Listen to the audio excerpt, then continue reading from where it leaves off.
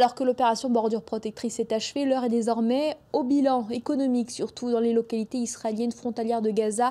La guerre a transformé les champs agricoles en champs de bataille. La facture s'annonce salée pour les agriculteurs sur place à Nahal Oz. Le reportage de Mathias Inbar et de Maël Benoliel. Des champs décimés, une route ensevelie, une barrière détruite et une vie économique à reconstruire. Nous sommes à Nahal Oz. C'est aussi par ce kibbutz que sont passés plusieurs dizaines de tanks israéliens vers Gaza. Ils y ont transformé les champs agricoles en véritables champs de bataille. Dani, responsable agricole de ce kibbutz, emmène pour la première fois depuis le cessez-le-feu une équipe de télévision faire un état des lieux. Avant toute chose, je n'accuse pas l'armée, c'était une guerre, il était difficile de l'éviter. Donc nous faisons une différence entre l'opération militaire et les pertes financières considérables que nous avons subies.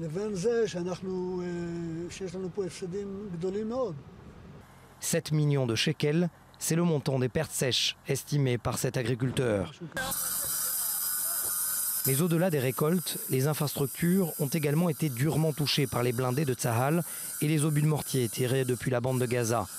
Le temps presse, il faut s'affairer à la réparation de ces conduits d'eau.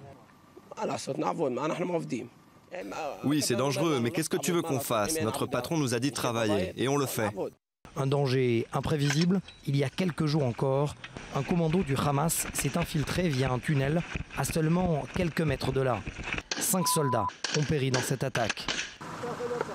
La vie économique reprend peu à peu son cours dans les localités voisines en bordure de la bande de Gaza.